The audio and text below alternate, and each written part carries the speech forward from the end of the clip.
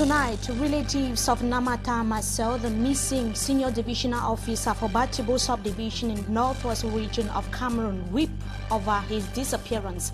In this newscast, we take you to his village in Mundemba, the chief town of the Ndiang division of the southwest region of Cameroon. Also ahead, the death of the chief of Upper Munya in Boya has plunged the entire subdivision into grief. In this newscast, we profile the custodian of the Bakori tradition who kicked against land grabbing and government's management of the Anglophone crisis. Those are headlines. Stay with us for the details. We shall be right back.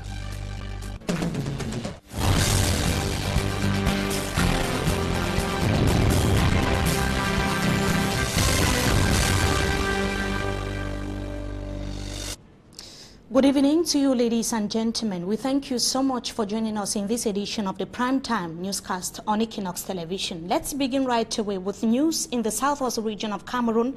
The royal family in Upper Munya, the entire population and the village in Boya in general have since this morning been mourning the sudden disappearance of the second-class chief of Munya, that is in Boya subdivision of the southwest region of Cameroon. Chief Molinge Ikome David passed on this morning after several months of unstable health condition.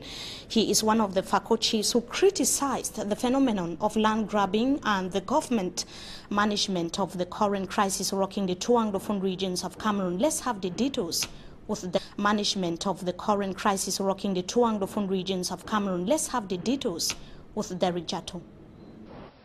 The royal stool of Upper Munya chiefdom is empty. Chief Dr. Mulenge David Ekome, the custodian of the Upper Munya tradition, joined his ancestors Monday, February 19, 2018 in Boya. The palace is in tears. It's something so regrettable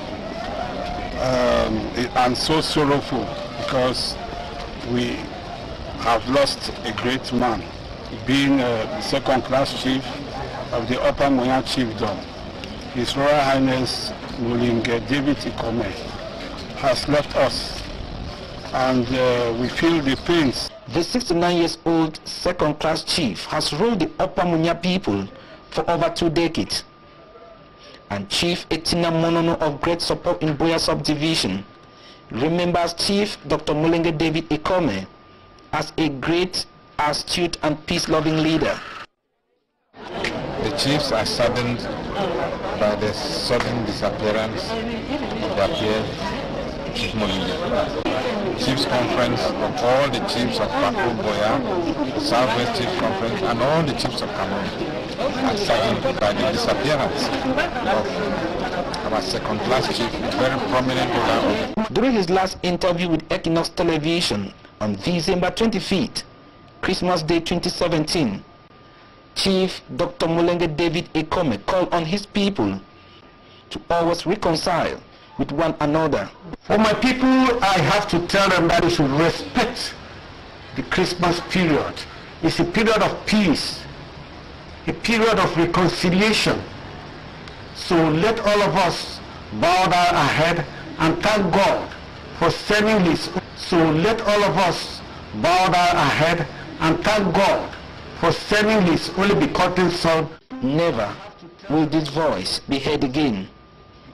Chief Dr. Mulenge David Ekome has been sick for some time now. His condition became too critical 2 days ago, and he was taken to the Boya Regional Hospital, where at 5 a.m. Monday, the traditional ruler of the Upper Munya people disappeared. And as if the chief of Upper Munya in the southwest region of Cameroon had anticipated, he took time to explain the funeral procedure of Fako chiefs in general as enshrined in the tradition. Chief Molinge Ikome David, who is now of late on one of his exclusive interview on Equinox Television that was more than 1 year ago, maintained that the exclusive rights are reserved to the royal family. Let's hear him in the following excerpt. It's a shame. It's a shame to see that people who have given position of administrators to come and bring peace among Cameroonians are those who are instead promoting violence. And I'm appealing to people to know that let them judge their conscience. A bottle of beer should not turn you to be a fool. One day, we should have political leaders who are honest, who are imbued to speak the truth and bring the people nearer to the head of state. Then forget to know that's the head of state party. And you want to represent the head of state, and at the same time you are insulting people, you are threatening people with gun, people are getting angry and going to stand for the party. It's not possible. That is the chief of Opa Munya Fondom in Boya subdivision of Fako, division in the southwest region of Opa Munya Fondom in Boya subdivision of Fako, division in the southwest region of Cameroon. He has also made countless outings condemning police violence on civilians and proposing solutions as far as the socio-political crisis rocking the northwest and the southwest regions of Cameroon is concerned. The last time that the former president of the Fako Chiefs Conference spoke to Equinox Television was on the 25th of December 2017. He was preaching the message of peace and unity. Let's hear him once again in the following excerpt. Since I fell sick in 2011, I've never been attending the Chiefs Conference. Even administrative matters, very scarcely before I go there. When I feel strong, I go there.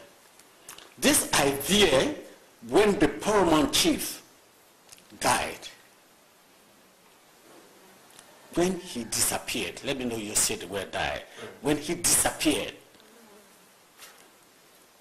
it is the responsibility of every family to decide how they will treat the remains of the person who is gone. The royal family, especially a chief.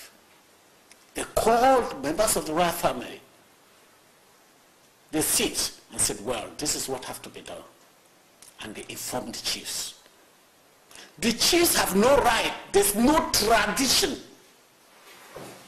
that gives chiefs from other chiefdoms to decide that they have to take a traditional ruler who have joined his ancestors to where they have to bury him before the family. No. It has never happened in the Bakore clan. I saw my father, Chief Mulinge Ngole. He passed away. I saw my father, Chief Mulinge Ngole. He passed away. His corpse was laid to rest. We saw Chief Otomonono of recent, who was the chief of a great support. He passed away. His corpse was laid to. We saw Manga Williams, focusing Manga Williams. He was laid. Everybody saw his corpse. When did this idea come, especially here in Boya? The Bakore man from Boya has never laid his chief to rest at 12 midnight. I asked one of our second-class chiefs, Chief Bonono, was your father buried at 12 midnight? He said no, but it was a sister who convinced them. I said, was your sister a chief? And from there he does not feel comfortable with what I asked him. When young people who are enthroned today and chief, they decide to change the tradition of the people, we don't see it. How can it happen that a person like Chief Endeli dies, his children are there to mourn him, and a group of chiefs come and say, we must go and bury him?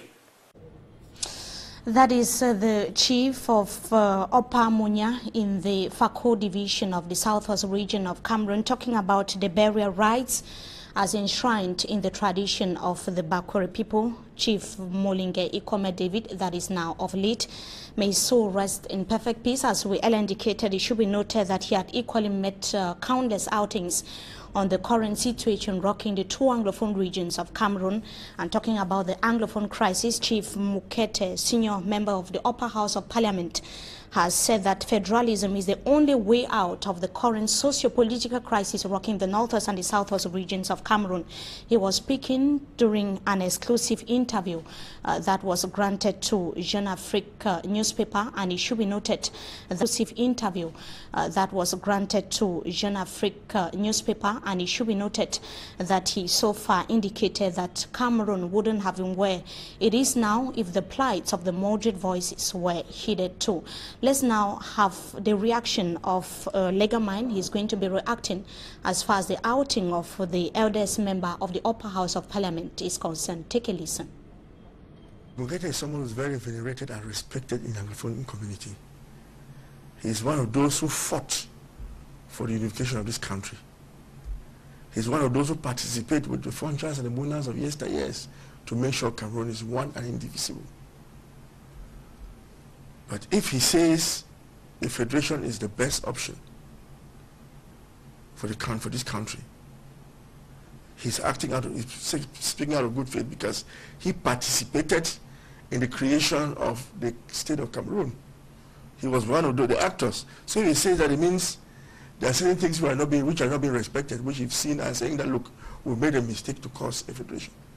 But the surprising thing nowadays is that those who are proponents for some sort of separation or decentralization or secession or independence are people who were born after 1960 who never lived that era, who cannot actually understand the intrigues or the games that were played for Cameroon to be what it is today.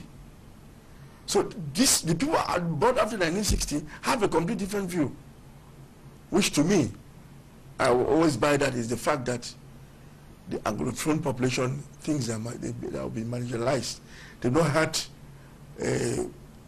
something fruitful from the union with the former French territory. So the problem is marginalization. You feel they're not having enough from the national cake. And secondly, I always say this, enough from the national cake. And secondly, I always say this, people are hungry. When people are hungry, there's always that tendency that there should be some uprising, which is the case, because people are not happy. To me, federalism right now is going to be very impossible. But complete decentralization is possible. Barrister Achu Julius Legamind and Commodore lawyer here in the Economic Capital Douala reacting on the outing of the eldest member of the Senate, Fon V. Imukete. That's going to be a subject in the second part of this newscast. Now, human rights defendants have so far condemned what they call illegal and inhumane detention conditions of the secessionist leaders that were arrested in Nigeria, 47 of them, and transferred to Cameroon. But the Legamind explains that the law permits their detention and government silence. Let's have the details with Babla Jonathan. Since the Cameroon government confirmed the extradition of the secessionist leaders Sisiku Ayub Tabe and his collaborators to Cameroon, no information has filtered on their trial announced by Issa Chiruma Bakari, Minister of Communication and government spokesperson. Even lawyers and human rights defenders have been prevented from seeing them. Plusieurs avocats, plusieurs organisations ont essayé de rencontrer ces prévenus sans succès. Many lawyers, many organizations have tried to meet the secessionist leaders to no avail. This simply shows that government has chosen that way of diversion to handle judicial and even administrative matters. We have others like young people arrested in the far north, northwest and southwest regions in the same situation like the secessionists. Qui ont été interpellés et qui ont fait, n'est-ce pas, des années sans que l'affaire soit classée en justice, n'est-ce pas, des années sans que l'affaire soit classée en justice. Human rights activists say the consequence could be catastrophic. La première conséquence, c'est que tout le monde y va.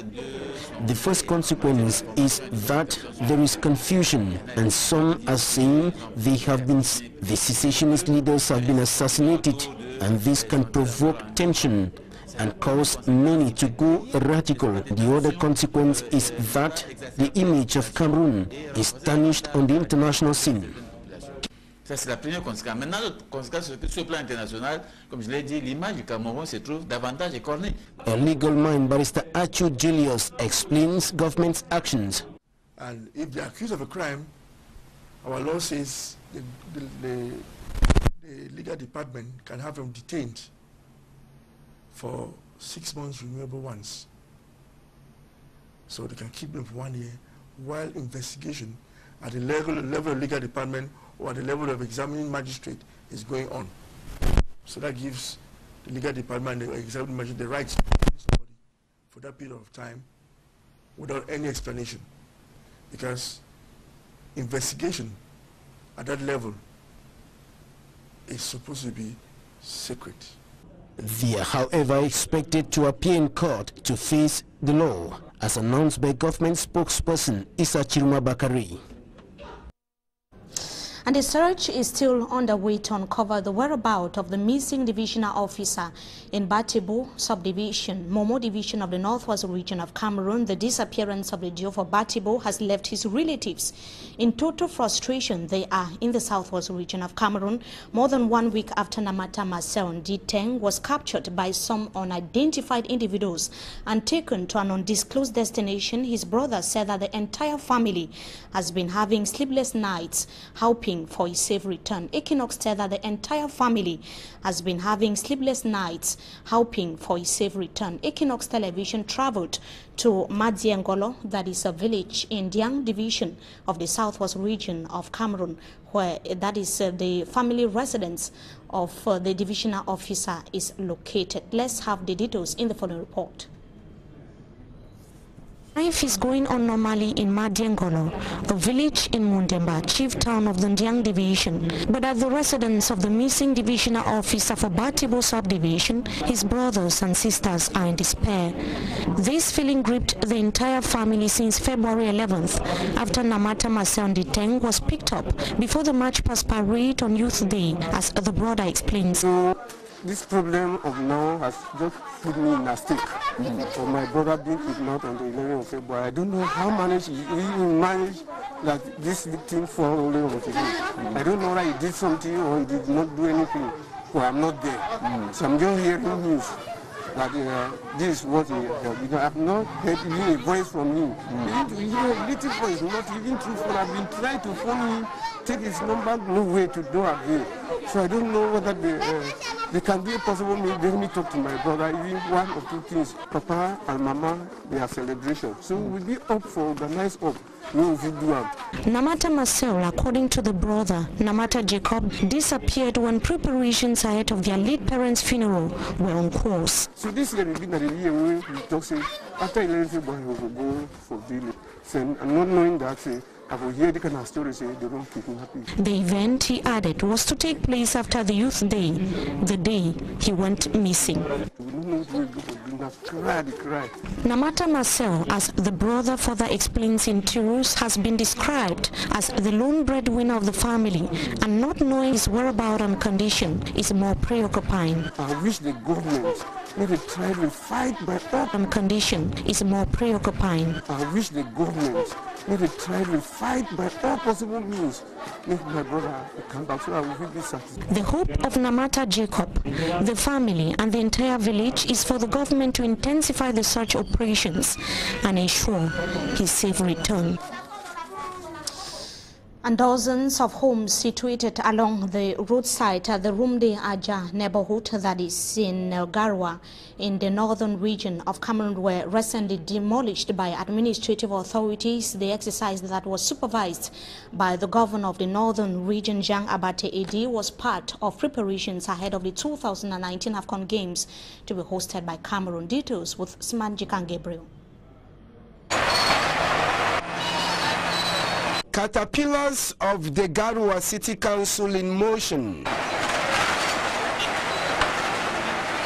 We are at the Rumdaja neighborhood, where inhabitants are left in a confused state as they watch how their houses are being brought down. According to an inhabitant, the destruction of their residence will be giving them sleepless nights as they don't know where next to get shelter. The destruction exercise, which falls under the preparations for the African Nations Cup Cameroon 2019, is to give the locality a different face value, and administrative officials have called for collaborations from all. It's very important and necessary to displace population and to be ready in the demolition. And at the end, for this operation, we will be ready for the event. And we will be ready for the event. And I advise some people to cooperate with authorities. The demolition exercise that took place at the Rumdaja neighborhood was supervised by the government delegate of the Garua City Council, the senior divisional officer, alongside the forces of law and order who were present to calm any resistance from the population. According to the government delegates, before the demolition exercise could be done, the residents around the Rumdaja neighborhood had already been informed some months ago.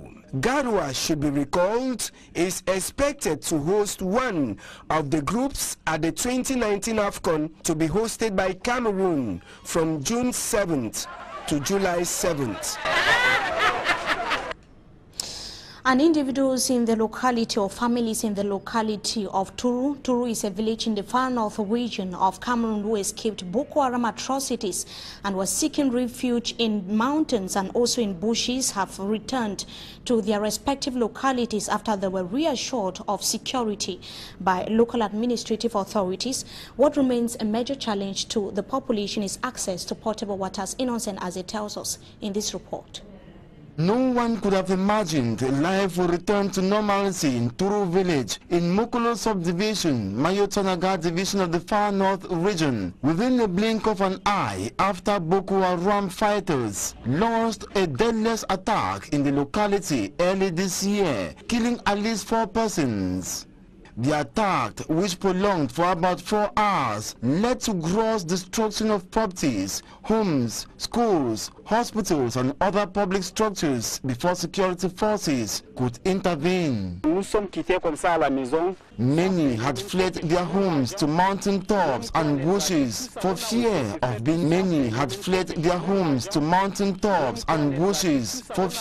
of being killed. Assurances they will be protected by the military deployed. Most of the people who had escaped began returning home to restart life. Living condition in Turu village is miserable. Potable water sources are lacking. Parents and children cluster with gallons around this old water pump to get the precious liquid. Inhabitants now feel safe with the presence of security elements all over Turu. The locality early this year has recorded over 30 Boko Haram deadly attacks, which claimed more than 21 lives. Innocent, as the reporting now, we take you to Yabasi in the locality of Dibeng in Yabasi subdivision in Kam of the littoral region of Cameroon, where there is a chieftaincy crisis that is rocking the village. The election of Maurice Matanga as the new chief of Dibeng provoked violent clashes between warring factions. Law enforcement officials had to intervene to restore calm and equally check any possible escalation.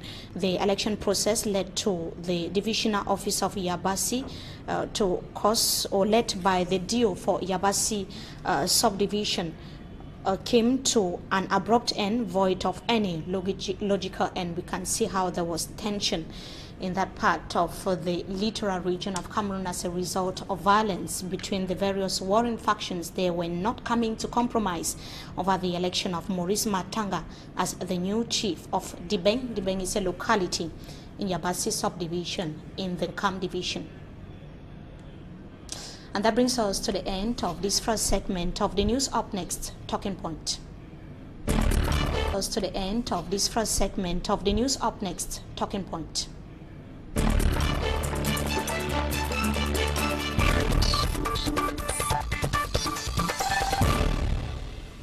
Good evening to you, ladies and gentlemen. Our guest tonight is a barrister at law, a common law lawyer, Barrister Ashu Abo. Emmanuel, thank you so much for joining us tonight on Talking Point. Good evening, Mimi. Good evening, televiewers. Thank you so much once again for coming. One of those who fought for the reunification of the Southern and Republic of Cameroon in the 60s has held, or he has opined, that 10-state federation is the solution to the current Anglophone crisis and not decentralization, as some government authorities have been talking about. Now, from V.E. Mukete's outing that triggered multiple reactions is a debate for tonight. We saw how he was saying that there is no doubt that there is Anglophone marginalization in Cameroon, and that out of the 10 out of the 60 ministers that Anglophone ministers that we have in Cameroon, if they can be able to talk about the Anglophone crisis, is going to solve the problem. What do you have to say about this outing? Well, this is a voice from the past that is revisiting us. I think this senator, this senior senator, is about 100+ years old. And as you rightly said, he is one of the people who negotiated our coming together. Now, the first thing that strikes me is that this is a top CPDM weak who is going contrary to what his party leader thinks. So I don't know whether he's saying that out of his own personal experience. At the end of 2017, we heard the end of year message of the president, who was talking about effective decentralization, but he's saying that it's not the solution to the Anglophone crisis. So you see, that's the first reaction I get. This is somebody who ought to be talking to his party president. You see, that's the first reaction I get. This is somebody who ought to be talking to his party president. Is this president listening to anybody, including his own people? I would doubt, because if he were, Fon Mukete would not be going to the air, to the public himself, to say, this is my position. I think Fon Mukete wants to distance himself from the position that CPDM is putting forth. He wants to clear his mind like Muna and Foncha before him. He wants to clear his mind and say, look, someday I will be called to join my ancestors. I want generations after me to know that this is my position. We came together as two states, and I think that federation is the best thing. You see, there is something that many people fail to understand. The Anglophone crisis is not simply a matter of marginalization. You see, the Anglophone culture has certain elements, certain features that when an Anglophone comes to the Francophone era, he feels, he doesn't feel himself. Take corruption. The Anglophone is a person who likes things to be done the right way. To live in a place where everybody lives on corruption is not the Anglophone's thing. Take insults. I mean, just the way people live in behave in the street. You're driving a car and passing, somebody just throws insult at you. That is not our way of living. You see, Anglophones feel uneasy living in this type of environment. So, you see, it is really necessary that the much vaunted dialogue should be organized so that people come together and we see how all these things can be ironed out. The 10 states, 10 states or 2 states, well, that is for the people to decide. Because I'm very sure that... What about you, Barrister? Well, my position is... Do you think like... I'm very sure that... What about you, Barrister? Well, my position is... Do you think like the eldest member of the Senate thinks? Well, my position is that 10 states federation is not a solution. I don't see the reason why, because why did they divide Southern Cameroon into 2? Why? What's the reason? Manu division alone is big enough to be a region. It's big enough. Acquire, look at, you take Manu, see, Acquire, Fontaine, then the rest of Manu division. They are removing Guti. It's big enough to be a region. Why did they divide it into 2 instead of 3 or 4? Now, we came together as 2 states. Now, if you take those 2 states and you carve out the Francophone territory into 8 states and carve out the Anglophone territory into 2 states, who is winning and who is losing? I don't agree. There should be some equity. The form of the state that we have seen a lot of actors of the civil society and even politicians saying that it's not a taboo subject. Now, the eldest member of the Senate said that, as I indicated, 10 out of the 60 Anglophone ministers that we have in Cameroon, they cannot pretend that they are comfortable with the current situation. Is this outing a kind of an embarrassment to Anglophone ministers? That No. I think he is simply reminding these ministers that they have to be themselves.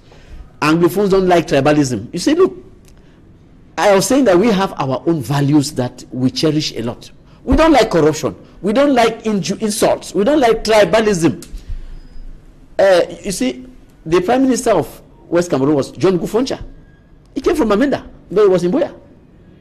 You see, we were living like one person, like children from one house. We don't like tribalism. This thing that you have 70 ministers, 30 or 40 of them come from one area. What is that? It's nonsense. Go to the various regions. All the top brass belong all to one region. What is that? We don't like it. But we have seen a good number of. All the top brass belong all to one region. What is that? We don't like it. But we have seen a good number of English-speaking ministers in Cameroon even say that there's no Anglophone crisis. Is Von V.E. Mukete not calling them to order following his outing? Thank you, Mimi. You see, for once, you see, I said that this man wants generations to come to remember that he has put his own landmark to say that this is what I stand for. I don't stand for people who want to deny themselves, because they want to deny themselves to get opportunities to have a small piece of the cake. It's not nice. Be yourself. Whatever you get in life is God who has given you. It is not because you lick boots that you get anything. It's God who gives you. If Ashu is president of this country tomorrow, it is God who has given. If I remain a lawyer, it's God who has given me. So look, it is not by licking people's boots that you get anything. Be yourself. That's the thing. Why would an Anglophone minister take to the air and start pretending that there is no Anglophone crisis when he himself in his own village? Well, let him show you his house in the village, and you tell us whether he is living fine. Now, Barrister, you earlier said Von V.E. Mukete is a party official of the governing CPD and political party. As I indicated, is one of those who fought for the reunification of Cameroon. He was one of the ministers of West Cameroon. Of course, and is the eldest member of the Senate at this point in time. Barrister, what could be the impact of such an outing from such a figure in Cameroon? What could be the impact?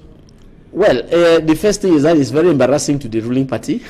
The second thing is that we know them very well that no amount of embarrassment can shake them. See, they are embarrassment proof. CPDM is embarrassment proof. It will embarrass them, but I don't think it will go to anywhere. They would simply say, well, since that is his position, we don't want to see him in the next Senate. Watch me. They would simply say, well, since that is his position, we don't want to see him in the next Senate. Watch me. So you mean that they want to sideline him? They want to sideline him from the next Senate. But this is not the first time he's making such an outing. He has written books talking about Anglophone marginalization in Cameroon. He wasn't that outspoken. He was, Barrister. He has always called the government to order about the situation of English-speaking Cameroonians. Well, I don't think he contradicted his party boss that much, because this time around, after the boss has said this is our position, he takes his own and says no. Let it be heard that I stand for federalism. So I remember that his boss at one time said that federalism should not even be discussed on any channel. So for his own top militant to come and say that, look, this is the solution. It's really embarrassing, and I don't see them. I think they would victimize him somehow. And Barrister, you saw some of your fellow colleagues reacting on the situation of the Anglophone Cameroonians that were arrested in Nigeria and transferred to Cameroon, the situation of Sisiko Ayub Tabe and co. That according to the communication minister, Issa Shiroma Bakari in Cameroon, they do not have access to their lawyers, their families, as well as a lot of other privileges that a normal detainee are No, entitled those are to. not privileges, those are rights. Rights, of course. They are rights, not privileges. I'm surprised a lawyer will. I'm surprised a lawyer will say. What do you have to say about that? See, I'm very surprised a lawyer will say it is normal for the government to keep people. Look, it is a right. It is enshrined in the Criminal Procedure Code.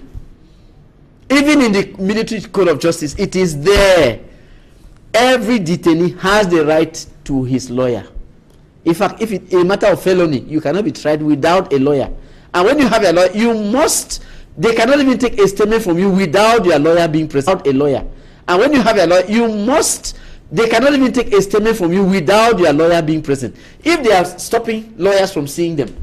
Now, how are they taking statements from them? Are those statements valid? Because when it goes to court, the court will be called upon to look into the validity of the statements.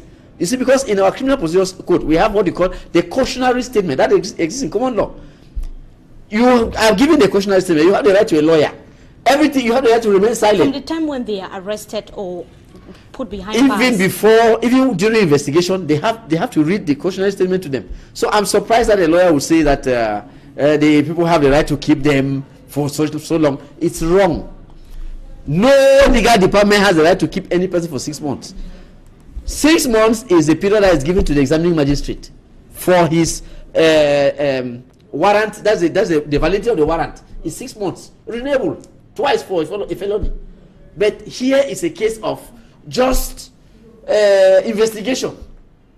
You don't even, if the man has no access to his lawyer, it means that there is total violation of his rights. Total. We start putting question and asking what type of justice is awaiting these people. Really, because I mean that is not our law. Our law is enshrined in the Criminal Procedure Code. Anything out of that is wrong. So I think people should be straightforward to tell the truth.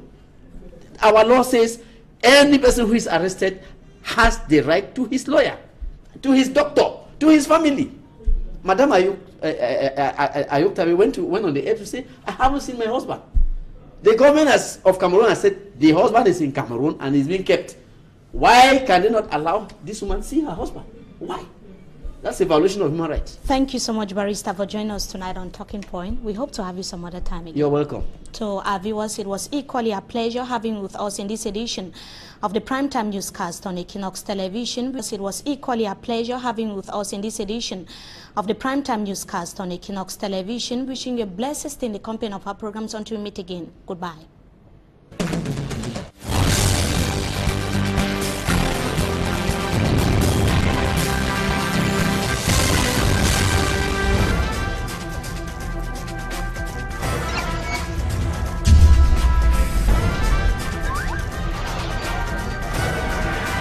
Equinox Télévision, au-delà de l'image, nous rendons compte.